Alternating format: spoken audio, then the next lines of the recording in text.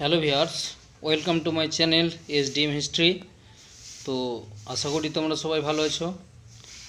এর আগের দিনের মতন আজকে আমি অতি অবশ্যই বাছাই করা 60টি কোশ্চেন, যেগুলো এসএলএসটি আগত সেপ্টেম্বরের 7 তারিখ এবং 14 তারিখে নবম, দশম ও একাদশ দ্বাদশে অতি অবশ্যই তোমরা কমন পাবে এই আশা রেখে আমি ভিডিওগুলো করছি। বিগত ভিডিওগুলোর মতোই অবশ্যই তোমাদের ভালো লাগছে এবং তোমাদের অবশ্যই উপযুক্ত বলে মনে করেছো। অনেকে আমাকে পার্সোনালি বলেছে যে স্যার আমাদের খুবই ভালো লাগছে। তো তোমাদের ভালো লাগাটাকেই কাজে লাগিয়ে আমি মোটামুটি এই ভিডিওগুলো তৈরি করছি। কেমন? তো আজকের প্রথম প্রশ্ন, হরপ্পা সভ্যতা সংস্কৃতিতে কোন পশুকে বিশেষ সম্মান করা হতো? এ গরুকে, বি গাভীকে, সি ঘোড়াকে, ডি ষাঁড়কে। এর সঠিক উত্তর হচ্ছে অপশান ডি, ষাঁড়কে। ষাঁড়কে বিশেষ সম্মান করা হতো। পরের প্রশ্ন,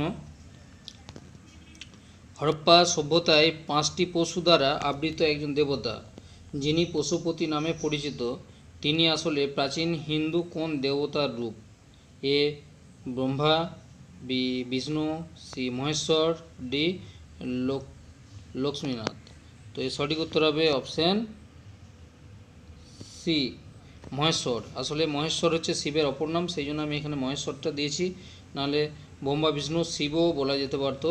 তো মহেশ্বর এবং শিব একই ব্যক্তি এবং তাকেই পশুপতির সঙ্গে তুলনা করা হয়েছে। এই যে পশুপতি, এই পশুপতি দেবতা সিন্ধু সভ্যতায় মানে পাঁচটি যে পশু, অর্থাৎ যে পশুগুলির আবৃত হয়ে তিনি বিরাজমান, সেই 5টি পশুকে আমি সংক্ষেপে তোমরা মনে রাখার জন্য আমি 5টি সূত্র বলে দিচ্ছি। টি আর ই ডি বি, ত্রিদেব, যেটা বাংলায় হলে ত্রিদেব, মনে রাখবে এটা, ত্রিদেব। এই ত্রিদেব হলো, বা ইংরেজিতে ত্রিদেব, এই ত্রিদেব হচ্ছে T for tiger, R for rhino, E for elephant, D for deer, B for buffalo. ভালো করে মনে রাখো 5টি পশু। এই 5টি পশু দ্বারা, এই যে বলেছি যে 5টি পশু দ্বারা আবৃত, সেই 5টি পশু কি? টাইগার, রাইনো, এলিফ্যান্ট, ডিয়ার আর ব্যাফেলো। এই 5টি পশু দ্বারা আবৃত ত্রিদেব, অর্থাৎ পশুপতি শিব, এবং তাকে দেবাদিদেব বলা হয়। অপশন হচ্ছে এখানে সি, মহেশ্বর। কেমন? তারপরে প্রশ্ন, 3 নম্বর প্রশ্ন, হরপ্পা সভ্যতায় প্রধান উপজীব্য ছিল কি? এ নগরভিত্তিক, বি গ্রামীণ, সি কৃষিভিত্তিক, ডি কোনোটি নয়। এর সঠিক উত্তর হবে অপশান এ, সিন্ধু সভ্যতার প্রধান উপজীব্য ছিল নগরভিত্তিক, অর্থাৎ নগর জীবনের বৈশিষ্ট্য সিন্ধু সভ্যতাতে লক্ষণীয় ছিল। কেমন? আর বিশ্বের বুকে সিন্ধু সভ্যতার একটা বিশেষ চিহ্ন, যেটা গোটা বিশ্ব মনে রাখবে, সেটা হচ্ছে ম্যানহোল ব্যবস্থা। ম্যানহোল, এই ম্যানহোল ব্যবস্থা মানে ব্যবস্থাটা এতই উন্নত ছিল যে অন্যান্য সভ্যতা একে অনুকরণ করেছিল। হয়েছে, মানে জল নিকাশির জন্য যে ড্রেনের উপরেতে ছোট ছোট ঢাকনি সিস্টেম, যে ব্যবস্থাটা, সেটা হচ্ছে গোটা বিশ্বের মধ্যে ইউনিক সৃষ্টি করেছিল আমাদের এই হরপ্পা সভ্যতার মানুষেরা। পরে 4 নম্বর প্রশ্ন, 4 নম্বর, স্বাধীনোত্তর ভারতে কোন রাজ্যে সব থেকে বেশি হরপ্পা সভ্যতার প্রত্নক্ষেত্র আবিষ্কৃত হয়েছে? খুব গুরুত্বপূর্ণ এই প্রশ্নটা। এ দিল্লিতে, বি হরিয়ানাতে, সি রাজস্থানে, ডি গুজরাটে। এর সঠিক উত্তর হবে অপশন ডি, গুজরাটেতে। মানে স্বাধীনতার পর যদি বেশি সিন্ধু সভ্যতার বা হরপ্পা সভ্যতার প্রত্নক্ষেত্র আবিষ্কৃত হয়, সেটা হচ্ছে গুজরাটেতে সব থেকে বেশি। পরের প্রশ্ন, হরপ্পা সংস্কৃতি পোড়ামাটির বেশিরভাগটাই ছিল, অর্থাৎ সিংহভাগটাই ছিল কোন মূর্তি? এ নারী মূর্তি, বি তিন মূর্তি, সি পুরুষ মূর্তি, ডি গৃহস্থালির জিনিসপত্র। এর সঠিক উত্তর হবে অপশান সি, পুরুষ মূর্তি। বেশিরভাগটাই ছিল পুরুষের মূর্তি। পরের প্রশ্ন, হরপ্পা সভ্যতায় পুরোহিত শ্রেণীর প্রাধান্য ছিল না বলে মনে করেন কোন ঐতিহাসিক? A Gordon Childe, B Romila Thapar, C John Mortimer Wheeler, D Ramsharan Sharma. সঠিক উত্তর হবে অপশান সি, অপশান ডি শরণ হবে রামশরণ শর্মা। পরে প্রশ্ন, মহেঞ্জোদারো কথার অর্থ হলো মৃতের স্তূপ বা মরার ঢিবি। একদম সঠিক কথা হয়েছে, একদম সঠিক কথা। মহেঞ্জোদারো কথার অর্থ হলো মৃতের স্তূপ বা মরার ঢিবি। এটা কিন্তু তোমাদের এমসিকিউ হিসেবে থাকতে পারে যে মরার ঢিবি বা মৃতের স্তূপ, এটা আসলে কি উত্তর হবে মহেঞ্জোদারো কথার অর্থ হচ্ছে মৃতের স্তূপ বা মরার ঢিবি, কিন্তু কোশ্চেন আমার সেইটা নয়। তো এখানে বলা হয়েছে মহেঞ্জোদারো কথার অর্থ হলো মৃতের স্তূপ বা মরার ঢিবি। মহেঞ্জোদারো কথাটি কোন ভাষার শব্দ, এইটি হচ্ছে প্রশ্ন। Option A Arabi, option B Farsi, option C Sindhi, option D Hindi. এর সঠিক উত্তর হবে অপশান কি, অপশান সি। কেমন, সিন্ধি বা সিন্ধি ভাষায় এই মহেঞ্জোদারো কথাটি অতি অবশ্যই, যার অর্থ মৃতের স্তূপ বা মরার ঢিবি। পরের 8 নম্বর প্রশ্ন, গুজরাটের কোথায় হরপ্পা সভ্যতার জাহাজঘাট আবিষ্কৃত হয়েছে? Option A Rojdi, option B Kalibangan, option C Dholavira, option D কোনোটিই নয়। কি বলতো, এর উত্তর হবে কোনোটিই নয়। তাহলে সঠিক উত্তরটা কি? এর সঠিক উত্তরটা হচ্ছে অবশ্যই মনে রাখতে হবে লোথাল এমন একটা জায়গা যেখানে সিন্ধু সভ্যতার মানুষেরা বহির্বাণিজ্যে যেত, হয়েছে এই লোথাল বন্দরের মাধ্যমে। বিশেষ করে পশ্চিম এশিয়া, দক্ষিণ পূর্ব এশিয়ার বেশ কিছু জায়গাতে এরা বাণিজ্যে যেত এই লোথাল বন্দরের মাধ্যমে। প্রসঙ্গত বলে রাখি, এই লোথাল বন্দরটি অতি অবশ্যই গুজরাটের যে নদীর তীরে, তার নাম হচ্ছে ভোগবার নদীর তীরে ছিল লোথাল বন্দর, যেখানেতে জাহাজঘাটটা আবিষ্কৃত হয়েছে। কেমন, তাহলে এখানে উত্তরটা হচ্ছে অপশান ডি কোনোটি নয়, কিন্তু আসল উত্তর হবে লোথাল। কেমন, পরের প্রশ্ন 9 নম্বর প্রশ্ন, জৈন ধর্মের শেষ তীর্থঙ্কর কে ছিলেন? এ নেমিনাথ, বি মহাবীর, সি পরেশনাথ, ডি ঋষভনাথ। এর সঠিক উত্তর হবে কি বলতো? অপশান বি মহাবীর। হয়েছে, ইনি ছিলেন 24তম এবং শেষ তীর্থঙ্কর। পরীক্ষায় অনেক সময় পড়ে যে জৈনদের সংখ্যা অনুসারে তীর্থঙ্করের সংখ্যাটি কত, তাহলে হবে 1 থেকে একবারে 24তম। সেই 24তম বা লাস্টতম কে ছিলেন না, মহাবীর ছিলেন লাস্টতম। আর 23তম কে ছিলেন? 23তম ছিলেন এই যে পরেশনাথ। আর প্রথম কে ছিলেন, মানে একম ব্যক্তি কে ছিলেন, সেটা হচ্ছে ঋষভনাথ। কেমন, তাহলে এখানে অনেকগুলো প্রশ্ন আছে। প্রথম ছিলেন কে? ঋষভনাথ। আর 23তম কে ছিলেন? 23তম হচ্ছে পরেশনাথ বা পার্শ্বনাথ। আর 24তম কে ছিলেন না, মহাবীর। মহাবীরের আসল নাম মনে রাখবে একটু, বর্ধমান। মহাবীরের আসল নাম বর্ধমান। কেমন, পরের প্রশ্ন, রাজনীতি কূটনীতিতে একটি বিখ্যাত তত্ত্বের নাম হলো মন্ডলম তত্ত্ব। এই তত্ত্বের উদ্ভাবক হলেন A Fa Hien, B Hiuen Tsang, C Megasthenes, D Kautilya. এর সঠিক উত্তর হবে অপশান ডি কৌটিল্য। আচ্ছা, মন্ডলম তত্ত্ব জিনিসটা কি বলতো? মন্ডলম তত্ত্বটা আমি একটু ব্যাখ্যা করে দিচ্ছি। এইটা ধরো একটা দেশ, তার পার্শ্ববর্তী যদি দেশটা থাকে, বা এই দিকে পূর্ব দিকে তার একটা দেশ, তার পার্শ্ববর্তী একটা দেশ থাকে, তাহলে দেখা যাবে কি, ধরো এটা হচ্ছে ভারত, বি ফর ভারত, পাশে আছে পাকিস্তান, এইদিকে হচ্ছে বাংলাদেশ, আর এইদিকে হচ্ছে মায়ানমার।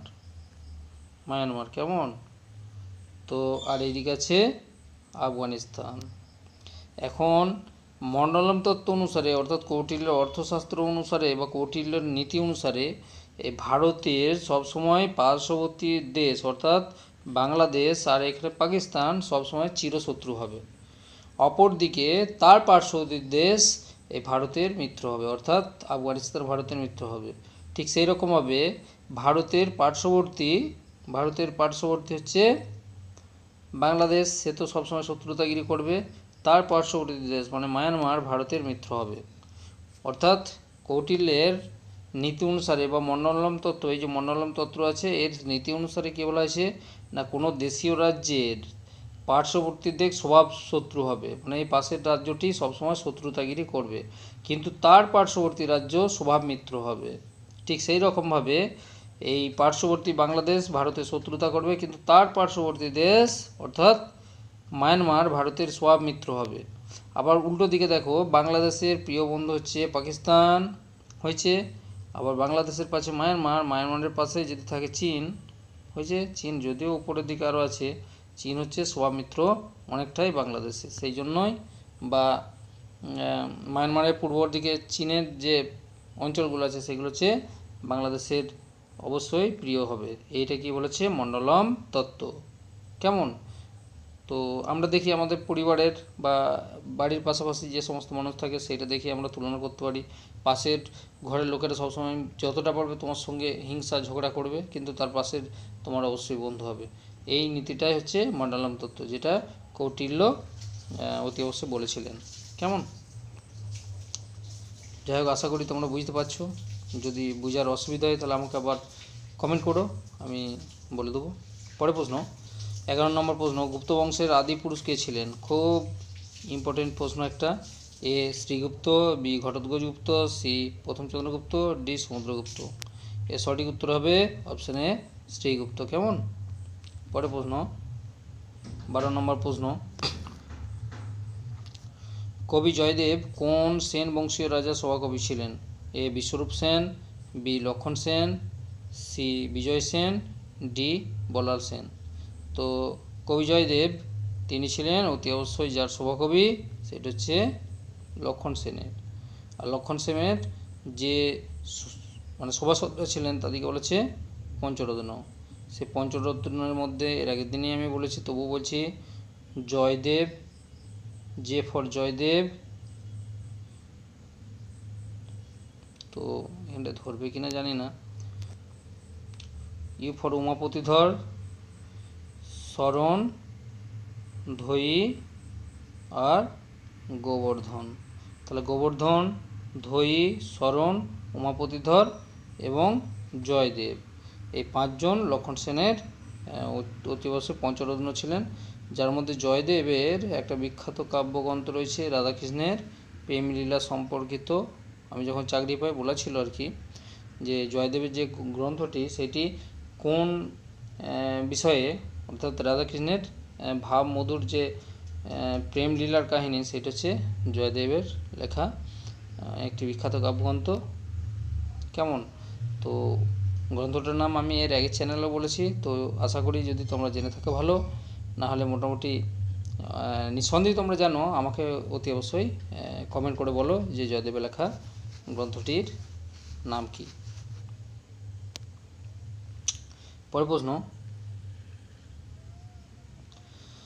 13 নম্বর প্রশ্ন, কোন বিদেশিদের ধর্মগ্রন্থ জিন্দাবেস্তা এবং ভারতীয় আর্যদের ধর্মগ্রন্থ ঋগ্বেদের মধ্যে ভাষা এবং কৃষ্টি এবং দেব উপাসনার বিভিন্ন মিল, মানে যে আলাদা মিলটা ছিল সেই মিলটা পাওয়া যায়, অর্থাৎ জিন্দাবস্থা এবং ভারতীয় আর্য ধর্মগ্রন্থ সেই মিলটা পাওয়া যায় কিসে?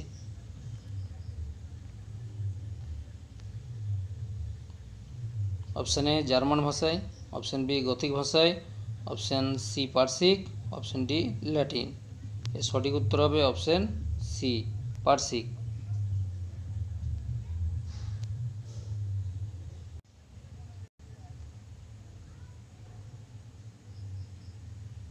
পরের প্রশ্ন, দিগ্বিজয়ী সম্রাট আলেকজান্ডার ও পুরুর মধ্যে হিদাসপিসের যুদ্ধ হয়েছিল। কথাটা ঠিক একদম। তাহলে হিদাসপিসের যুদ্ধ হয়েছিল কবে? এ 321 খ্রিস্টপূর্বাব্দে, অপশান বি 323 খ্রিস্টপূর্বাব্দে, অপশান সি 326 খ্রিস্টপূর্বাব্দে, অপশান ডি 327 খ্রিস্টপূর্বাব্দে।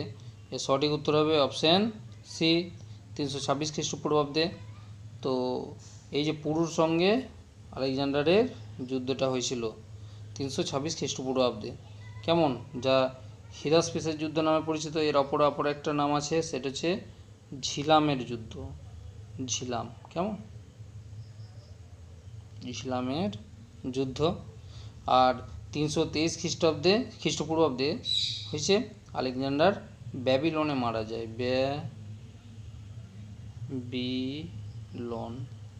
ব্যাবিলনে মারা গিয়েছিলেন। কিসে না কলেরা রোগে, অনেকে বলেন কলেরা।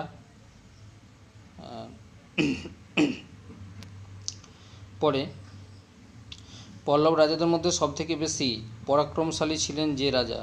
এ নহপান, বি পুলমাই, সি মহিপাল, ডি গন্ডফার্নেস। এর সঠিক উত্তর হবে অপশন ডি গন্ডফার্নেস। কেমন, পল্লব রাজাদের মধ্যে গন্ডফার্নেস ছিলেন সবথেকে বেশি ক্ষমতাশালী বা পরাক্রমশালী। কবি বাগপতিরাজ প্রাকৃত ভাষায় রচনা করেছিলেন একটি কাব্যগ্রন্থ, নাম হলো গৌরবহ।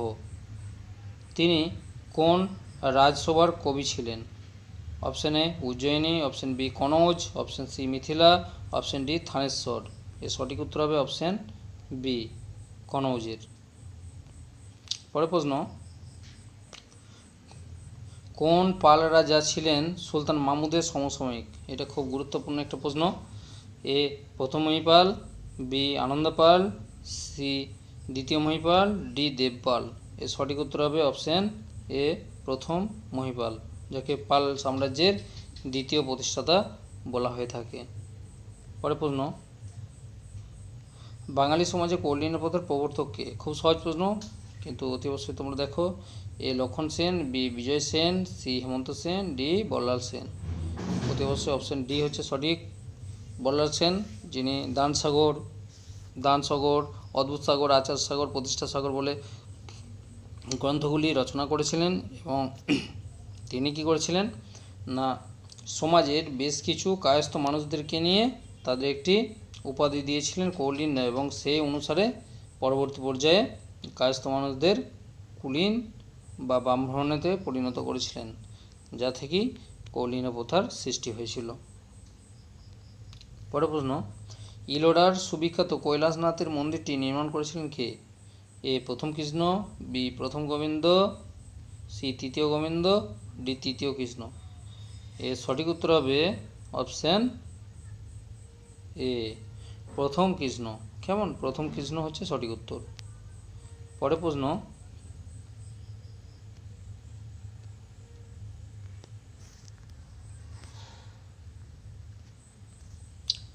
মন্দির শিল্পের একটি বৈশিষ্ট্য হলো মন্দিরের চূড়ায় কলস স্থাপন করার পদ্ধতি। এটা একটা নতুন প্রশ্ন। তো মন্দিরের চূড়ায় কলস স্থাপন করার পদ্ধতি এটি কোথায় প্রথম প্রচলিত হয়েছিল? এ নবদ্বীপে, বি বাংলায়, সি উড়িষ্যায়, ডি মথুরায়। এর সঠিক উত্তর কী হবে বলতো? অপশান সি উড়িষ্যাতে প্রথম মন্দিরের চূড়ায় কলস নির্মাণের যে পদ্ধতি, দেখবে আমাদের শিব মন্দির বা বড় বড় যে সমস্ত মন্দিরগুলো আছে তার উপরে দেখবে মানে থাকের পর থাক কলস দেওয়া রয়েছে, সেইটির প্রচলন প্রথম হয়েছিল উড়িষ্যাতে। কেমন, পরের প্রশ্ন, মাদ্রাজের 35 মাইল দক্ষিণে মামল্লপুরমে 7টি রথ নির্মিত একটি মন্দিরের শিল্পকীর্তির অপূর্ব পরিচয় পাওয়া যায়। এটি নির্মাণ করেছিলেন কে? Option A Narasimhavarman, option B প্রথম নরসিংহ, অপশান সি তৃতীয় রুদ্রদেব, ডি প্রথম বাসুদেব। এর সঠিক উত্তর হবে অপশান এ নরসিংহ বর্মন। পরের প্রশ্ন, ফুতুয়াত ই ফিরোজশাহী এই গ্রন্থের লেখক কে? A Amir Khusro, B Ziauddin Barani, C Ferishta, D Sultan Firoz Shah. এর সঠিক উত্তর হবে কি বলতো? অপশন ডি সুলতান ফিরোজ শাহ ফুতুয়াত ও ফিরোজশাহী গ্রন্থ রচনা করেছিলেন। পরের প্রশ্ন, 712 খ্রিস্টাব্দে যখন আরবরা সিন্ধু দেশ আক্রমণ করেছিলেন তখন সিন্ধুর অধিপতি কে ছিলেন? Option A Dahir, option B Jaipal, option C Jaichand, option D Prithviraj Chauhan. এর সঠিক উত্তর হবে অপশন এ সিন্ধুর রাজা ছিলেন দাহির। তো দাহিরকে যুদ্ধে পরাজিত কে করেছিলেন? মোহাম্মদ বিন কাসেম। কেমন? মোহাম্মদ বিন কাসেম ইনি ছিলেন সেনাপতি কার? হজ্জাজের।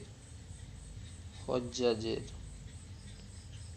আর এই হজ্জাজের সম্পর্কে মোহাম্মদ বিন কাসেম ছিলেন জামাই, জামাতা, মেয়ের মানে মেয়ের সঙ্গে বিয়ে দিয়েছিলেন মোহাম্মদ বিন কাসেমের এবং তারপর তাকে সেনাপতি করেছিলেন। হজ্জাজের সেনাপতি এবং জামাই ছিলেন মোহাম্মদ বিন কাসেম, যিনি সিন্ধুর রাজা দাহিরকে যুদ্ধে পরাজিত করেছিলেন এবং সিন্ধুর অধিপতি হয়েছিলেন। পরে প্রশ্ন, সুলতান মাহমুদ যখন ভারতে আক্রমণ করেছিলেন তখন প্রধান শক্তিশালী প্রতিদ্বন্দ্বী ব্যক্তি কে ছিলেন? A Jaipal, B Shaktipal, C Anandpal, D Sanatan Pal. এর সঠিক উত্তর হবে অপশান সি আনন্দপাল। খুব গুরুত্বপূর্ণ এই প্রশ্নটা। পরে প্রশ্ন, খলজি বংশের শেষ সুলতান ছিলেন কে? A Alauddin Khalji, B Jalaluddin Khalji, C Mohammad Khalji, D Mubarak Khalji. সঠিক উত্তর হবে অপশন ডি মোবারক খলজি। পরে প্রশ্ন, কে মোহাম্মদ বিন তুগলককে রক্ত পিপাসু ও নিষ্ঠুর সুলতান বলে মন্তব্য করেছেন? এটা কিন্তু খুব কঠিন এবং খুব এসেন্সিয়াল প্রশ্ন এটা। Option A Minhajuddin Siraj, option B Mohammad Ferishta, option C Ziauddin Barani, option D Amir Khusro. এর সঠিক উত্তর হবে অপশান সি জিয়াউদ্দিন বার্নি। পরে প্রশ্ন, 27 নম্বর প্রশ্ন, তৈমুর লং যখন ভারত আক্রমণ 1398 করেছিলেন তখন দিল্লির সুলতান কে ছিলেন? এ Iltutmish, B Giasuddin Balban, C Alauddin Khalji, D Firoz Shah Tughlaq.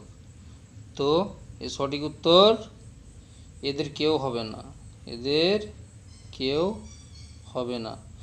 নয় ইলতুৎমিশ, গিয়াসউদ্দিন বলবন হবে না, আলাউদ্দিন খলজি হবে না, ফিরোজ শাহ তুগলক হবে না। তাহলে কী হবে? এই উত্তরটা কী হবে বলো তো তোমরা? তৈমুর লং 1398 খ্রিস্টাব্দে যখন দিল্লির সুলতান আক্রমণ করেছিলেন তখন দিল্লির সুলতান কে ছিলেন? না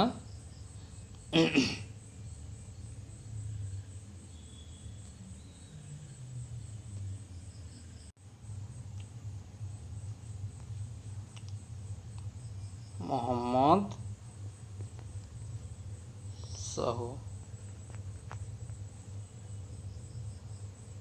কেমন? মোহাম্মদ শাহ। পরে দিল্লির প্রথম আফগান সুলতান ছিলেন কে? A Bahlul Lodi, B Sikandar Lodi, C Ibrahim Lodi, D Mahmud Lodi. এর সঠিক উত্তর হবে কি? Option A Bahlul Lodi. কেমন? পরে প্রশ্ন, খুব স্লো হয়ে যাচ্ছে না, একটু স্পিডে বাড়াতে হবে। পরে প্রশ্ন, বাংলায় কোন সুলতান তার মুদ্রায় নিজেকে কামরূপ, কামতাপুরী, জাজনগর, উড়িষ্যা বিজয়ী বলে উল্লেখ করেছেন? খুব গুরুত্বপূর্ণ প্রশ্ন এটা। এ ইলিয়াস শাহ, বি গিয়াসউদ্দিন আজম, সি হোসেন শাহ, ডি আহমদ শাহ। এর সঠিক উত্তর হবে অপশান সি হোসেন শাহ। পরে প্রশ্ন, পদ্মপুরাণ নামক বিখ্যাত মনসামঙ্গল কাব্য যিনি রচনা করেছিলেন? A Paragal Khan, B Srikar Nandi, C Kunal Nandi, D Bijaygupta. এর সঠিক উত্তর হবে অপশান ডি বিজয়গুপ্ত।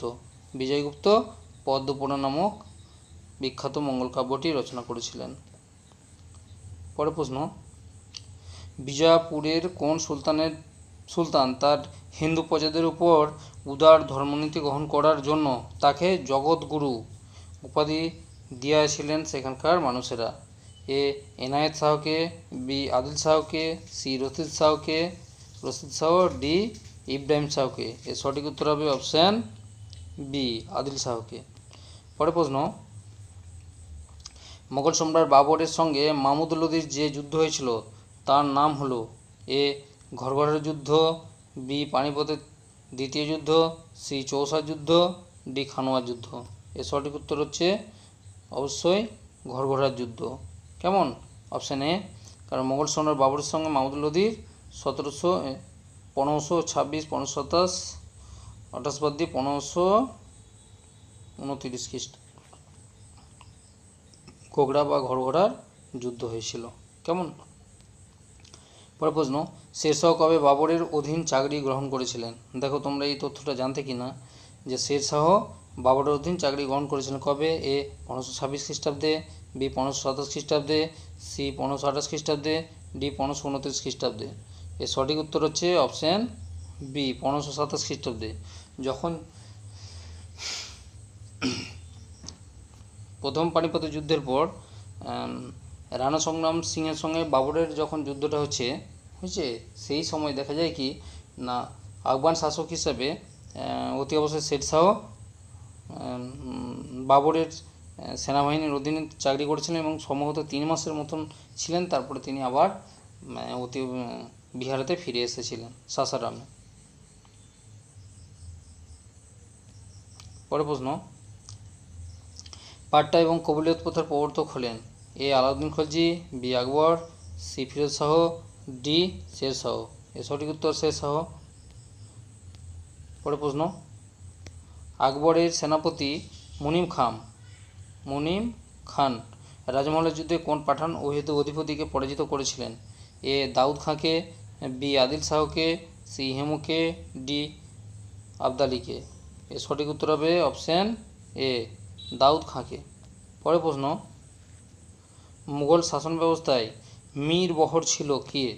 সেনাবাহিনীর অধ্যক্ষ, বি নগর রক্ষক অধ্যক্ষ, সি নৌ বিভাগের অধ্যক্ষ, ডি বিচার বিভাগের অধ্যক্ষ। এর সঠিক উত্তর হবে অপশান সি নৌ বিভাগের অধ্যক্ষ ছিলেন মীর বহর। পরের প্রশ্ন, হুমায়ুন যে যুদ্ধে আফগান বাহিনীকে চূড়ান্তভাবে পরাজিত করেছিলেন এবং ভারতের সাম্রাজ্য ফিরে পেয়েছিলেন সেটি হলো? এ সিরহিন্দের যুদ্ধে, বি খানোয়া যুদ্ধে, সি পানিপথের দ্বিতীয় যুদ্ধে, ডি চৌসার যুদ্ধে। তো অনেকে চাইবে যে উত্তর অপশান সি হবে, মোটেও না। 1556 খ্রিস্টাব্দে ছিল পানিপথের দ্বিতীয় যুদ্ধ। তার আগে তিনি যে যুদ্ধে পেয়েছিলেন পুরনো বা তার যে হারিয়ে যাওয়া সাম্রাজ্য ফিরে পেয়েছিলেন সেটা হচ্ছে সিরহিন্দের যুদ্ধে। কবে হয়েছিল? 1555 খ্রিস্টাব্দে। কেমন? এই সিরহিন্দের যুদ্ধ খুব গুরুত্বপূর্ণ, মনে রাখবে। 1555 খ্রিস্টাব্দে সিরহিন্দে জয়লাভ করার পর তিনি আবার দিল্লি এবং আগ্রা ফিরে পেয়েছিলেন এবং পরের বছর পানিপথের দ্বিতীয় যুদ্ধ হয়েছিল। কিন্তু পানিপথে যখন দ্বিতীয় যুদ্ধ হয় তখন কে? অতি অবশ্যই হুমায়ুন মারা যান। মানে এই সালেই 1555 সালেই হুমায়ুন মারা যান। 1556 খ্রিস্টাব্দে হুমায়ুনের বিশ্বস্ত সেনাপতি বৈরাম খাঁ আকবরের অভিভাবক হিসাবে 1556 খ্রিস্টাব্দে দ্বিতীয় পানিপথে যুদ্ধ করেছিলেন। পরের প্রশ্ন, শেরশাহের বিশ্বস্ত সেনাপতি ব্রহ্মজিৎ গৌড় ধর্মীয় দিকে ছিলেন কি? এ হিন্দু, বি বৌদ্ধ, C Sikh, D Muslim. Option A সঠিক উত্তর হিন্দু। ব্রহ্মজিৎ গৌড় ছিলেন জাতিতে বা সম্পত্তিগত দিক দিয়ে হিন্দু। পরের প্রশ্ন, কোন শিখ গুরুকে হত্যা করেছিলেন জাহাঙ্গীর? এ গুরু নানক, বি গুরু অর্জুন, সি গুরু তেগ বাহাদুর, ডি গুরু গোবিন্দ সিং। সঠিক উত্তর হবে অপশান বি গুরু অর্জুন। পরের প্রশ্ন, শাহজাহান কবে সিংহাসনে আরোহণ করেছিলেন? এটা একটা ঠকানো প্রশ্ন, অতি অবশ্যই দেখো কজন বলতে পারো। এ 1614 খ্রিস্টাব্দে, বি 1624, সি 1628, ডি 1634। সঠিক উত্তর হবে অপশান সি 1628 খ্রিস্টাব্দ। পরের প্রশ্ন, কোন ইতালীয় পর্যটক লিখেছিলেন রাজকর্মচারীরা ঘুষ নিলে, প্রজাপীড়ন করলে বাদসহ তাদের কঠোর শাস্তি দিতেন? কে বলেছেন সেটি? কোন ইতালীয় পর্যটক? A Manucci, B Abdul Razzaq, C Niccolo Conti, D Niccolo Paes. এর সঠিক উত্তর হবে অপশান এ হচ্ছে ইতালীয় পর্যটক মানুচি। পরের প্রশ্ন, শিবাজির শাসন ব্যবস্থায় ন্যায়াধীশ ছিলেন কি? এ রাজস্বমন্ত্রী, বি পত্রালাপ বিভাগের মন্ত্রী, সি পররাষ্ট্র বিভাগের মন্ত্রী, ডি বিচার বিভাগের মন্ত্রী। এর সঠিক উত্তর হবে অপশান ডি বিচার বিভাগীয় মন্ত্রী ছিলেন। পরের প্রশ্ন, খুররাম যুদ্ধে কাকে পরাজিত করার জন্য জাহাঙ্গীর তাকে সন্তুষ্ট হয়ে শাহজাহান উপাধি দিয়েছিলেন? এ মালিক অম্বরকে, বি বি অমর সিংহকে, সি করণ সিংহকে, ডি রতন সিংহকে। তাহলে অপশান এ হচ্ছে সঠিক উত্তর, মালিক অম্বরকে পরাজিত করার জন্য, অর্থাৎ জাহাঙ্গীর তাহলে খুরমকে দিয়েছিলেন। খুরমের পরে কি নাম হয়েছিল? শাহজাহান। কেমন? কে দিয়েছিলেন? পিতা জাহাঙ্গীর দিয়েছিলেন। তাহলে মালিক অম্বরকে, রাজস্থানের একটা প্রদেশে প্রধান ছিলেন মালিক অম্বর, তাকে পরাজিত করেছিলেন খুরম, তাকে শাহজাহান উপাধি দিয়েছিলেন তারপরে। পরের প্রশ্ন, মারাঠা সাম্রাজ্যের পেশোয়া পদের প্রতিষ্ঠাতা কে ছিলেন? এ ছত্রপতি শিবাজি, বি শম্ভুজি, সি নানা ফড়নবিস, ডি এদের কেউ নয়। সঠিক উত্তর হচ্ছে এদের কেউ নয়। তাহলে প্রশ্ন হচ্ছে পেশোয়া পদের প্রতিষ্ঠাতা কে? পেশোয়া পদের প্রতিষ্ঠাতা হচ্ছে শাহু। কেমন? শাহু। তো পেশোয়া কথাটির অর্থ হচ্ছে মারাঠা সাম্রাজ্যে প্রধানমন্ত্রী, প্রধানমন্ত্রী। সেই হিসেবে শাহু কাকে প্রথম করেছিলেন? বালাজি বিশ্বনাথকে। কেমন? বালাজি বিশ্বনাথকে প্রথম পেশোয়া বা প্রধানমন্ত্রী নিযুক্ত করেছিলেন কে? না, শাহু করেছিলেন। কেমন? শাহু হচ্ছে পেশোয়া পদের প্রতিষ্ঠাতা। পরের প্রশ্ন, কিছু বড় প্রশ্ন আছে সেই জন্য একটু করে জুম করতে হচ্ছে। চলো, 1764 খ্রিস্টাব্দে ইংরেজরা বক্সারের যুদ্ধে জয়লাভ করার পর রবার্ট ক্লাইভ কার কাছ থেকে দেওয়ানি লাভ করেছিল? খুব গুরুত্বপূর্ণ প্রশ্ন। এ ফারসুয়ের কাছ থেকে, বি মীর কাসিমের কাছ থেকে, সি সুজাউদ্দৌলার কাছ থেকে, ডি দ্বিতীয় শাহ আলমের কাছ থেকে। সঠিক উত্তর হচ্ছে ডি দ্বিতীয় শাহ আলমের কাছ থেকে ইংরেজরা দেওয়ানি লাভ করেছিল। দেওয়ানি কোন কোন অঞ্চলে? বাংলা, না যদি এরকম তীরচিহ্ন করি তাহলে এটা হচ্ছে বাংলা, এটা হচ্ছে ওড়িশা, আর এটা হচ্ছে বিহার। তাহলে বাংলা, বিহার, উড়িষ্যাতে ইংরেজরা দেওয়ানি লাভ করেছিল। আসলে আমি অতিবর্ষ ত্রিকোণের মধ্য দিয়ে দেখাচ্ছি, আমাদেরই উত্তর পশ্চিম দিকে রয়েছে বিহার আর দক্ষিণ পশ্চিম দিকে রয়েছে ওড়িশা, সেই জন্য আর কি। পরের প্রশ্ন, 1757 খ্রিস্টাব্দে পলাশী যুদ্ধের প্রাক্কালে সিরাজ যখন কলকাতা আক্রমণ করেছিলেন, অন্ধকূপ হত্যা ঘটনায় জড়িত যে কক্ষ 146 জন ইংরেজকে বন্দি করে রাখা হয়েছিল তার পরিধি ছিল কত? 20 feet into 10 foot, B 18 foot into 14 foot, option C 25 foot into 15 foot, option D 18 foot into 18 foot. এটা সঠিক উত্তর কী হবে বলো তো? এর সঠিক উত্তর হবে option B 18 foot into 14 foot 10 inch. কেমন? Option B. পরের প্রশ্ন, ইংরেজ এবং পরাজিত টিপুর মধ্যে শ্রীরঙ্গপত্তমের সন্ধি স্বাক্ষরিত হয়েছিল কবে? এ 1799, বি 1795, সি 1793, ডি 1792। এর সঠিক উত্তর হবে অপশান ডি 1792 খ্রিস্টাব্দে শ্রীরঙ্গপত্তমের সন্ধি। পরের প্রশ্ন, বাংলাদেশে ওয়াহাবি আন্দোলনের নেতা হলেন? A Syed Ahmed, B Mir Nisar Ali, C Enayet Ali, D Abdul Wahab. সঠিক উত্তর হবে অপশান বি মীর নিসার আলী। ওয়াহাবি আন্দোলনের সূচনা কোথায় হয়েছিল? আরব দেশের মক্কাতে। কার নেতৃত্বে? এই আব্দুল ওয়াহাবের নেতৃত্বে মক্কাতে ওয়াহাবি আন্দোলনের সূচনা হয়েছিলেন।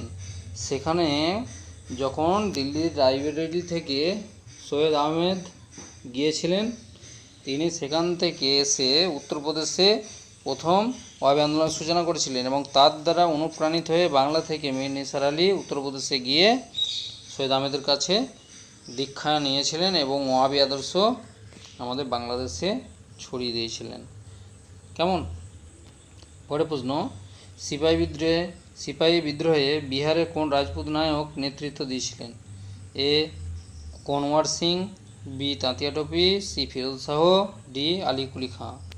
সঠিক উত্তর হবে অপশন এ কনওয়ার সিং। কেমন? পরের প্রশ্ন, নিম্নলিখিত সন্ধিগুলির মধ্যে কোনটি ভার্সাই সন্ধির শর্ত ছিল না? এ জার্মানির সামরিক বিমানবহর রাখা নিষিদ্ধ করা হয়। বি মিমেল নামক বন্দরটি জার্মানির কাছ থেকে কেড়ে নেওয়া হয়। সি আলসাস ও লরেন ফ্রান্সকে প্রত্যর্পণ করা হয়। ডি বেস্টলি ভস্কে সন্ধি অক্ষুণ্ণ রাখার ব্যবস্থা করা হয়। তাহলে যেটা ছিল না অপশান ডি হচ্ছে সঠিক উত্তর, বেস্টলি ভস্কে সন্ধি অক্ষুণ্ণ রাখার ব্যবস্থা করা হয়নি।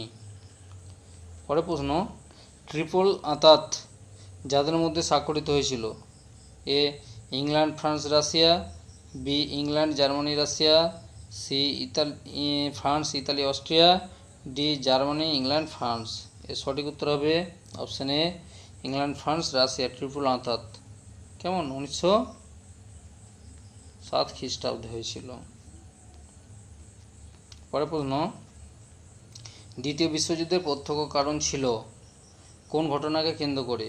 এ জার্মানি কর্তৃক সুদেতান অঞ্চল দখলকে কেন্দ্র করে, বি জার্মানি কর্তৃক রাশিয়া আক্রমণকে কেন্দ্র করে, সি জার্মানি কর্তৃক চেকোস্লোভাকিয়া দখলকে কেন্দ্র করে, ডি জার্মানি কর্তৃক পোল্যান্ড আক্রমণকে কেন্দ্র করে। অপশান সঠিক উত্তর কী হবে বলো তো? অপশান ডি জার্মানি কর্তৃক পোল্যান্ড আক্রমণকে কেন্দ্র করে। কবে হয়েছিল? 1939 খ্রিস্টাব্দে কি 1 সেপ্টেম্বর, এসিপিটি 1 সেপ্টেম্বর। আর দ্বিতীয় বিশ্বযুদ্ধের সূচনা হয়েছিল এর দুদিন পরে 3রা সেপ্টেম্বর। কেমন? 3রা সেপ্টেম্বর দ্বিতীয় বিশ্বযুদ্ধের সূচনা হয়েছিল 1939 খ্রিস্টাব্দে। পরের প্রশ্ন, তিন সম্রাটের চুক্তি বা ড্রে কাইজার বুন্ড নামে পরিচিত সেই তিন সম্রাট কারা ছিলেন? Option A Germany Austria Russia, option B Germany Italy Russia, option C Germany England Russia, option D England Italy Russia. সঠিক উত্তর কী হবে বলো তো? সঠিক উত্তর হচ্ছে এ জার্মানি অস্ট্রিয়া রাশিয়া। এই তিন সম্রাটের চুক্তির অপর নাম হচ্ছে ডাইকাইজার বুন্ড বা ড্রে কাইজার। কেমন? কাইজার। ড্রে কাইজার মানে তিন সম্রাট, কাইজার মানে ড্রে মানে তিন, কাইজার মানে সম্রাট। তিন সম্রাটের চুক্তি জার্মানি অস্ট্রিয়া রাশিয়ার মধ্যে হয়েছিল। পরের প্রশ্ন, মরক্কোতে সংকট সৃষ্টির অন্তরালে জার্মানির কী উদ্দেশ্য ছিল? খুব কঠিন একটা প্রশ্ন, অতি অবশ্যই তোমরা দেখতে থাকো। এ নিজের বাণিজ্যিক স্বার্থ বৃদ্ধি করা, বি নিজের সামরিক শক্তির প্রভাব খাটানো, সি ফ্রান্সের বাণিজ্যিক অর্থনীতি দুর্বল করে একটি সমান্তরাল বাণিজ্য নীতি প্রণয়ন করা, অপশান ডি উপরের সবকটি সঠিক। এর উত্তর হবে অপশান ডি উপরের সবকটি সঠিক। তো কঠিন এত প্রশ্ন তৈরি করছি তোমাদের, আশা করি খুবই ভালো লাগছে। পরের প্রশ্ন দেখো, কবে ইংল্যান্ড ও ফ্রান্সের মধ্যে আফ্রিকা নিয়ে চুক্তি সম্পাদিত হয়েছিল? এ 1878 খ্রিস্টাব্দে, বি 1896 খ্রিস্টাব্দে, সি 1899 খ্রিস্টাব্দে, ডি 1900 খ্রিস্টাব্দে। তাহলে ইংল্যান্ড আর ফ্রান্সের মধ্যে আফ্রিকা নিয়ে যে চুক্তিটা হয়েছিল কবে হয়েছিল? অপশান সি 1899 খ্রিস্টাব্দে। পরের প্রশ্ন, জার্মানিতে গড়ে ওঠা জলভারিন বা জলভেরাইন ছিল একটি কি? এ গুপ্ত সমিতি, বি রাজনৈতিক সংগঠন, সি অর্থনৈতিক সংগঠন, ডি শুল্ক সংগঠন। সঠিক উত্তর হচ্ছে অপশান ডি শুল্ক সংঘ বা শুল্ক সংগঠন। পরের প্রশ্ন, ইউরোপে ব্লাড অ্যান্ড আয়রন পলিসির প্রবর্তক হলেন? এটা তোমাদের জানা প্রশ্ন, খুব সহজই আছে, তো অতি অবশ্যই তোমরা দেখো। অপশান এ কী বলেছি প্রশ্নটা, এর ব্লাড অ্যান্ড আয়রন পলিসির প্রবর্তক হলেন? Option A Metternich, option B Mazzini, option C Bismarck, option D Karl Marx. কী হবে বলো তো? অতি অবশ্যই অপশান সি হচ্ছে সঠিক উত্তর, বিসমার্ক। যিনি কী করেছিলেন? জার্মানিকে জার্মানি বা প্রাশিয়াকে ঐক্যবদ্ধ করার জন্য কি 3টে যুদ্ধ করেছিল। একটা ডেনদের সঙ্গে যুদ্ধ, ডেনদের সাথে, আর একটা হচ্ছে অস্ট্রিয়ার সঙ্গে, একটা হচ্ছে ফ্রান্সের সঙ্গে, ফ্রান্সের। কেমন? তাহলে ডেনদের সঙ্গে ডেনমার্কের যুদ্ধ, অস্ট্রিয়ার সঙ্গে স্যাডোয়া যুদ্ধ, আর ফ্রান্সের সঙ্গে সেডানের যুদ্ধ 1864। এটা ছিল 1864, এটা হয়েছিল 1866, আর ফ্রান্সের সঙ্গে ছিল 1870 খ্রিস্টাব্দে। আর বলবো, এটা আরও আছে, এটা হচ্ছে গ্যাস্টিনেস সন্ধির মাধ্যমে হয়েছিল, যেখানেই না হলে বলে দিচ্ছি। হয়েছে, প্রথমেরটা হয়েছিল গ্যাস্টিনেস সন্ধি, আর দ্বিতীয়টা হয়েছিল প্রাগের সন্ধি, আর তৃতীয়টা হয়েছিল ফ্রাঙ্কফুর্টের সন্ধির মাধ্যমে। এতগুলো তথ্য তোমাদের বলে দিলাম, মনে রেখো। পরের প্রশ্ন, 58 নম্বর প্রশ্ন, ইতালিকে ঐক্যবদ্ধ করার ক্ষেত্রে কাউন্ট ক্যাভোরের উদ্দেশ্য কী ছিল? এ, যুবশক্তির সাহায্যে ইতালির একীকরণ করা, বি, বিদেশি শক্তির সাহায্যে অস্ট্রিয়াকে বিতাড়ন করা, সি, সন্ত্রাস সৃষ্টির দ্বারা ইতালি থেকে অস্ট্রিয়াকে তাড়ানো, এবং ডি, এদের একটিও সঠিক নয়। তাহলে এর সঠিক উত্তর কী হবে? সঠিক উত্তর হচ্ছে অপশান বি, বিদেশি শক্তির সাহায্যে অস্ট্রিয়াকে বিতরণ করা। এর সঙ্গে এখানে একটা বিষয় হচ্ছে, আমাদের ভারতবর্ষে নেতাজি সুভাষচন্দ্র বসু, নেতাজি যে নীতি নিয়েছিলেন, মানে ভারতকে স্বাধীন করার জন্য জাপানের সহযোগিতা নিয়েছিলেন, সেই জন্য এই ইতালিকে ঐক্যবদ্ধের ক্ষেত্রে ক্যাভোরের সঙ্গে নেতাজির একটা অনেক মিল রয়েছে। বিদেশি শক্তির সাহায্যে আমাদের ইংরেজদেরকে তাড়ানোর নীতি নিয়েছিলেন, সেরকম বিদেশি শক্তির সাহায্য নিয়ে ক্যাভোর ইটালিকে ঐক্যবদ্ধ করতে চেয়েছিলেন। 59 নম্বর প্রশ্ন, মেটারনিখ কে ছিলেন? এ, অস্ট্রিয়ার প্রধানমন্ত্রী, বি, গ্রিসের রাজা, সি, জার্মানির চ্যান্সেলর, ডি, ইংল্যান্ডের প্রধানমন্ত্রী। এর সঠিক উত্তর হবে অস্ট্রিয়ার প্রধানমন্ত্রী। কেমন? আজকের লাস্ট প্রশ্ন, যে ঘটনাকে থার্মিডোরীয় প্রতিক্রিয়া বলা হয় তা আসলে কি? এ, নেপোলিয়নের উত্থান, বি, সেপ্টেম্বর হত্যাকাণ্ড, সি, সন্ত্রাসের শাসনের অবসান, ডি, ফ্রান্সে প্রজাতন্ত্র প্রতিষ্ঠা। এর সঠিক উত্তর কী হবে বলো তো? অপশান সি, সন্ত্রাসের শাসনের অবসান। সন্ত্রাস শাসনের সূচনা কে করেছিলেন? রোবসপিয়ার।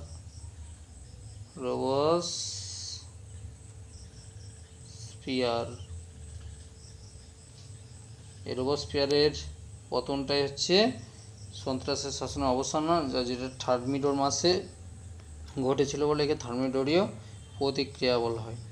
তো আশা করি তোমরা ভিডিওগুলো দেখছো। তো এই ভিডিও করতে যে আমার কত তোমাদের জন্য আমাকে প্রচুর বই হাঁটতে হয়, তো সেই জন্য আমি বলবো, লাস্টে আমি তোমাদের বলছি, অতি অবশ্যই সাবস্ক্রাইব করলে আমার প্রেরণা, মানে তোমাদের প্রেরণাতে আমার আরও ভালো ভালো ভিডিও তৈরি করার সাহস যোগাবে বলে আমি মনে করি। তো ওকে, তোমরা অতি অবশ্যই আমার চ্যানেলটা দেখার পর দেখি অনেকে স্কিপ করে বেরিয়ে যাও, কিন্তু অ্যাকচুয়ালি দেখো, তোমাদের এই এসএসসি হয়ে যাওয়ার পর তোমাদেরকে পড়তে হবে কিসের না, সামনে আগত ওয়েস্ট বেঙ্গল কলেজ সার্ভিস, যেটা WB সেট, তো তারও ভিডিও নিয়ে আমি হাজির হব, তোমাদের ভালো লাগবে।